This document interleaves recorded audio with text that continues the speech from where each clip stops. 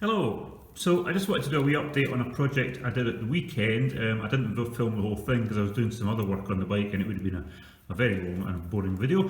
Some of you may remember last year I fitted these LED strips underneath the base here.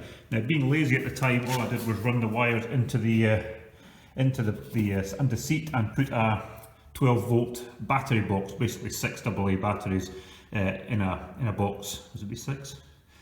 It might be 6, whatever it was anyway, in a box with a switch on that activated the light. Now that was fine and it worked, except of course most of the time I completely forgot to switch it on and I'd get halfway up the road in the dark and think, damn, I forgot to put underside lights on.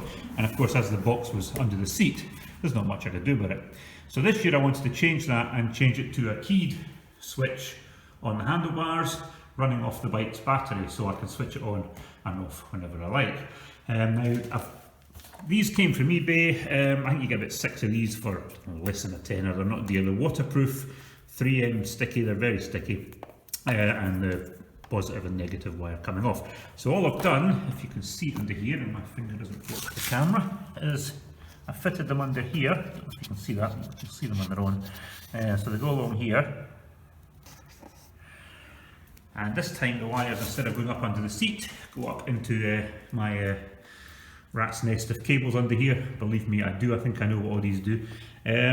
So how you wire it, the switch came from eBay again, I don't know, 5 or 6 quid. It's got 3 cables coming off it, a live cable, a neutral cable, and a cable that goes direct to the actual devices themselves. So if you come down here, the 2 live wires here from the lights, they go to the blue cable, which is the device cable.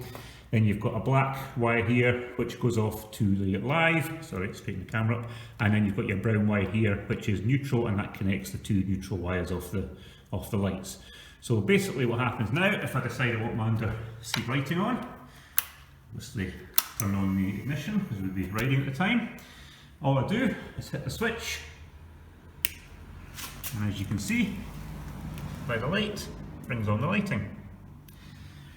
And with it's being switch controlled, of course, if I don't want it, off again. So I'm quite pleased with that. That works a lot better.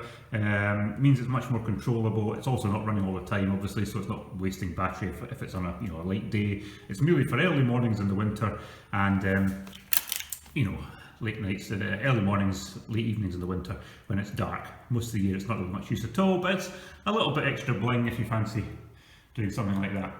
So that was this weekend's project.